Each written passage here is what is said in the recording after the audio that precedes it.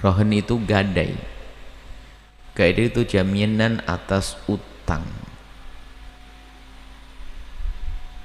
yaitu harta yang kita jadikan jaminan atas utang dan akan digunakan untuk membayar utang jika utang tidak bisa dibayar dalam waktu yang sudah ditentukan. Maka gadai ini adalah jaminan keamanan bagi orang yang meminjamkan uang. Sebab begini, pinjam meminjam ini hal yang luar biasa, sangat membantu, dan orang tidak akan meminjam kecuali punya hajat. Dan orang yang punya hajat ini ada orang yang kita kenal dan orang yang tidak kita kenal. Ada orang yang bisa dipercaya dan ada orang yang tidak bisa dipercaya. Dan yang punya hajat itu bukan saja orang yang jujur, orang yang nggak jujur pun kadang juga punya hajat. Sehingga kita tidak boleh mengatakan orang yang berbohong itu pasti nggak punya hajat, itu salah juga. Kadang dia pembohong, tapi dia punya hajat, datang kepada kita pinjam uang. Dia sudah punya pengalaman berbohong, dia utang ke sana, utang ke sini, tapi sekarang benar dia anaknya sakit, dia pengen pinjam duit kepada kita. Apakah karena kebohongannya dia lalu kita tidak pinjamkan sesuatu kepadanya?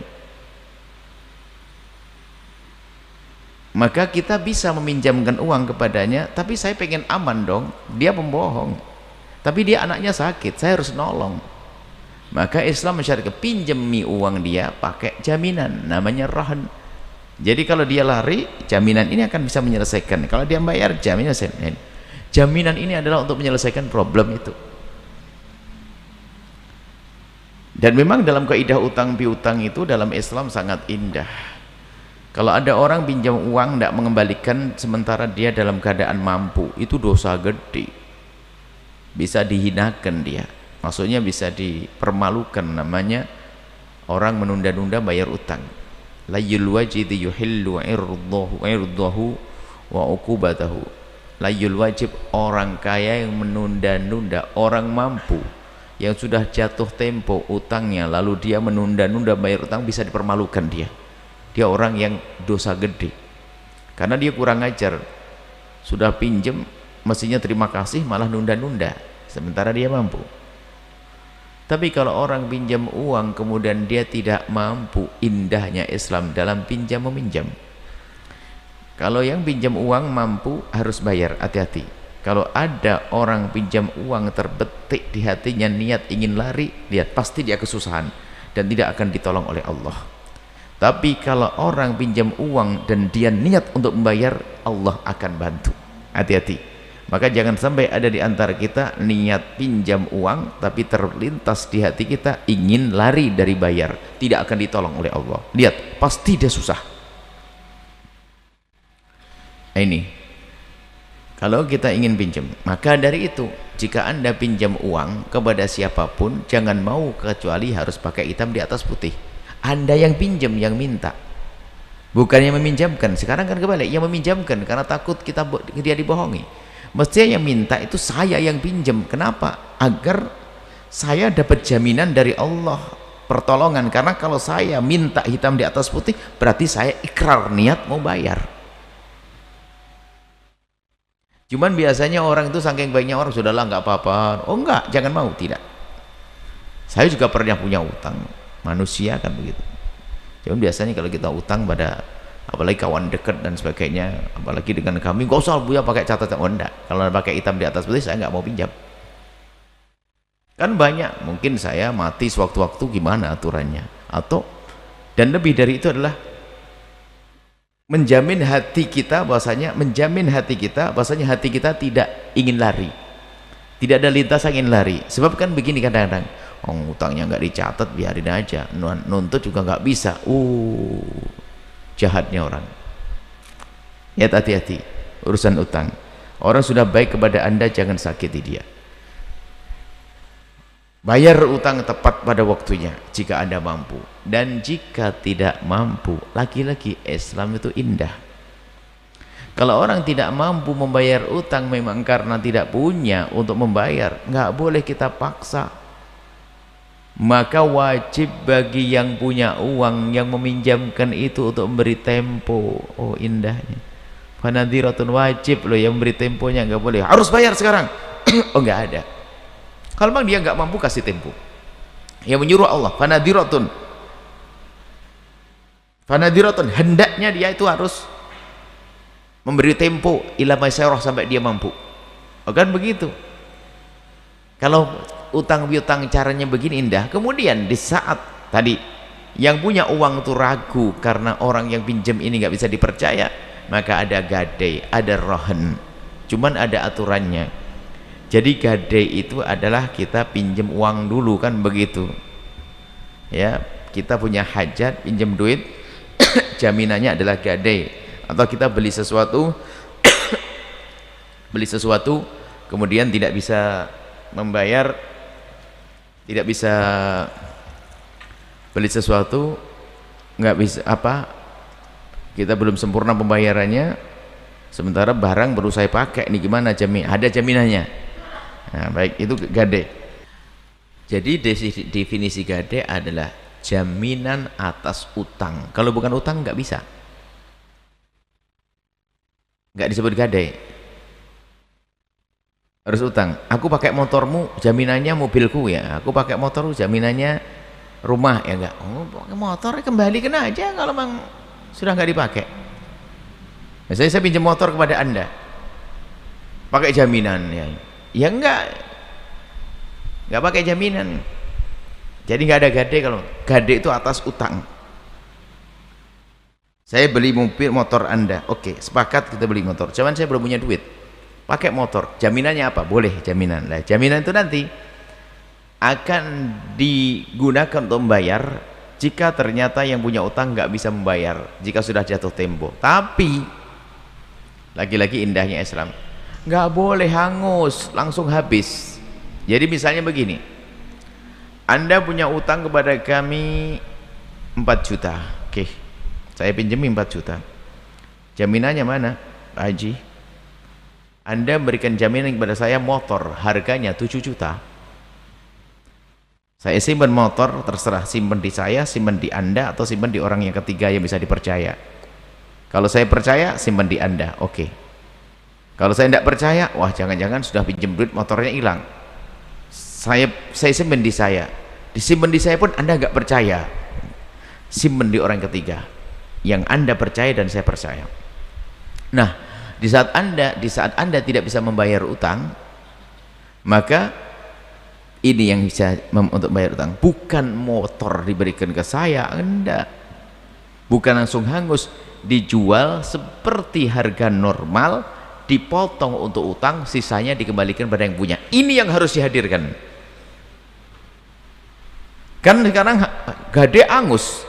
Jadi sebagian orang itu kalau sudah ada gade itu harapannya semoga nggak bisa bayar, ini motor lebih mahal, semoga bisa. Kurang ajar ini.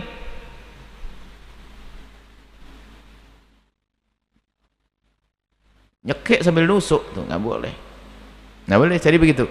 Jadi yang namanya utang piutang itu memang pada dasarnya orang yang pinjam itu rata-rata orang butuh, dan kita meminjamkan atas dasar menolong. Maka dari itu nggak boleh kita memanfaatkan kesempatan di dalam kesempitan sehingga tidak boleh bayarnya nambah, masuk riba. Itu kan karena indahnya Islam, nambah riba jadi riba. Karena orang pinjam rata-rata butuh, orang bisa kalap, anaknya sakit, rumah sakit, sekarat, bagaimana dia ngomong, pinjam duit 1 juta balik 200, gimana? Aduh gimana lagi, anak saya sakit, mau saja dia karena pengen anaknya sembuh. Nah ini bahaya itu, orang jahat bener menari-nari di atas duka orang itu, memanfaatkan kesempitan orang, nggak boleh itu. Makanya dipangkas oleh Islam, tidak boleh ada riba. Nah ini adalah masalah gadai seperti itu.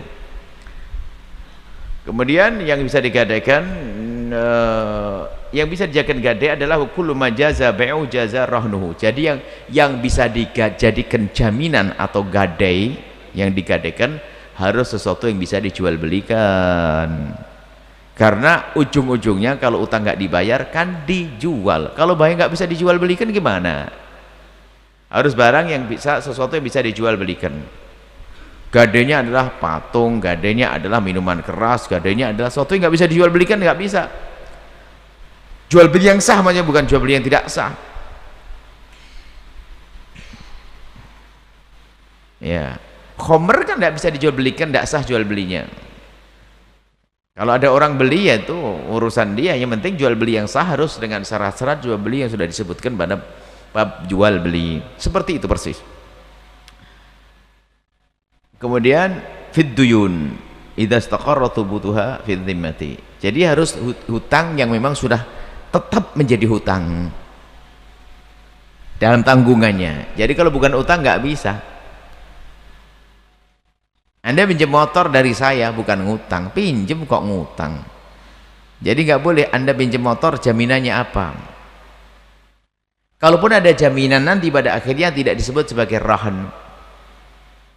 Contohnya yaitu saja Anda pinjam motor, cuman ini orang baru ini, jadi jaminan di situ bukan disebut sebagai rahan syar'i. Mungkin hanya jaminan keamanan urusan dunia, bisnis, mirip dunia, tapi mirip rohan ini cuma disebut rohan, syaratnya harus seperti itu pokok mengatakan. Kemudian walirrahini, bagi orang yang minjam uang, berarti yang punya barang jaminan. Walirrahini, bagi orang yang punya barang jaminan, boleh arruju fihi, menarik. Sengaja disebutkan oleh musannif di sini apa? Kalau Anda pinjam uang kepada kami, jaminannya motor, Anda boleh menarik motor Anda asalkan jaminan belum saya terima. Belum ada kesepakatan, belum terima. Kalau sudah jaminan di tangan saya, nggak boleh Anda ngambil seenaknya. Kalau pengen ngambil, bayar dulu utangmu. Tapi kalau jaminan itu belum sampai ke tangan yang meminjamkan uang, boleh Anda menarik. Buya, batal rohnya, batal jaminannya. Saya tinggal ngomong, batal juga ngutangin duitnya, gitu. Karena sama beres. Tapi kalau sudah duit jaminan ada pada saya, uang pada Anda, nggak bisa Anda yang batalkan, batal jaminannya, nggak bisa. Karena saya dirugikan nanti pada akhirnya. Seperti itu. Wala yadmanuhu al-murtahinu bitta'addi illa bitta'addi. Jadi gini, murtahin itu orang yang punya duit. Saya yang punya uang tadi, yang membawa motor Anda, itu namanya murtahin. Motor pada saya itu adalah amanah yang harus saya jaga. Yat saya yat amanah, maksud itu amanah. Jadi kalau tiba-tiba rusak, selagi saya tidak teledor, maka saya tidak mengganti, kecuali sudah saya naiki sana kemari dan sebagainya. Di samping itu nggak boleh kalau kita mengambil faedah, hati-hati. Ini akan kita masukkan bab-bab baru di zaman ini. Ngadain sawah, sawahnya yang garap, yang minjemin duit, kurang ajar, tambah nyungsep tuh yang punya utang. Ini yang terjadi di Jawa dan luar. Dulu pertanyaan ini dari luar Jawa, bahwasanya gimana Buya hukumnya orang meminjamkan uang tapi jaminannya sawah, terus sawahnya yang garap yang meminjamkan uang. Jawabannya adalah kurang ajar, dia nyekek orang. Itu namanya riba, haram, nggak boleh. Saya minjamkan uang kepada Anda, jaminannya sawah, lah kok sawahnya yang garap saya sendiri, kan nyekek dong. Itu kan tambahan bunga, tambahan itu yang menjadikan riba. Lah kalau terpaksa saya harus menggarap karena Anda tidak menggunakan sawah tersebut, boleh saya garap, akadnya sewa dong, potong utang nanti akhirnya. Nggak boleh seenaknya. Gimana yang pinjam ke saya bisa bayar utang wong sawahnya saya garap? Ini yang terjadi di kampung, harus benahi tolong ini. Jangan jadi lintah-lintah darat halus, seolah-olah meminjamkan tapi mencekik, nggak boleh. Ya seperti itu. Jadi nggak boleh menggunakannya. Tapi kalau yang punya barang, boleh Anda pinjam uang kepada kami, jaminannya sepeda motor, saya taruh di saya, motornya, saya nggak boleh menggunakan motor ini.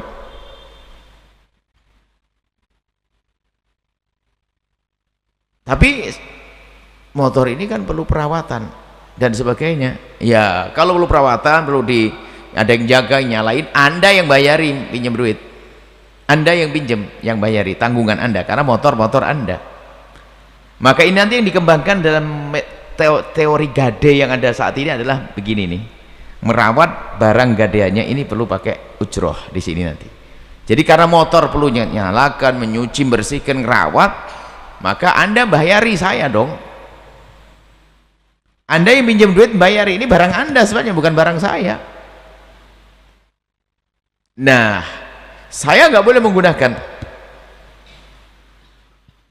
Kalau saya menggunakan mengambil manfaat, namanya riba. Tapi Anda yang pinjam duit boleh menggunakan ini sepeda motor dengan catatan, satu, izin dari saya dong. Yang kedua, nggak berkurang nilainya gara-gara Anda pakai. Seperti itu. Karena ini jaminan untuk saya, seperti itu. Kemudian, wa idza qadha ba'dal haqqi lam yakhruj syai'un minar rahni hatta yaqdiya jami'ahu. Jika Anda yang punya utang itu sudah membayar bagian, separuh utangnya dibayar, gade belum terlepas. Gade belum terlepas sampai Anda membayar seutuhnya. Sebab memang gade tadi betul-betul jaminan untuk yang meminjamkan uang agar tenang hatinya. Baik, itu indahnya solusi yang diberikan oleh Islam. Ya, jadi seorang bisa saja meminjamkan kepada orang penjahat. Ada maling, anaknya sakit, maling dia, pembohong, anaknya sakit, pinjam duit kepada kita, bisa kita berikan pinjaman kepada dia dan duit kita tetap aman pakai gade jaminan, namanya juga gade jaminan. Ini saja singkatnya tentang fikih gade saat ini. Semoga Allah memberikan pemahaman yang benar kepada kita.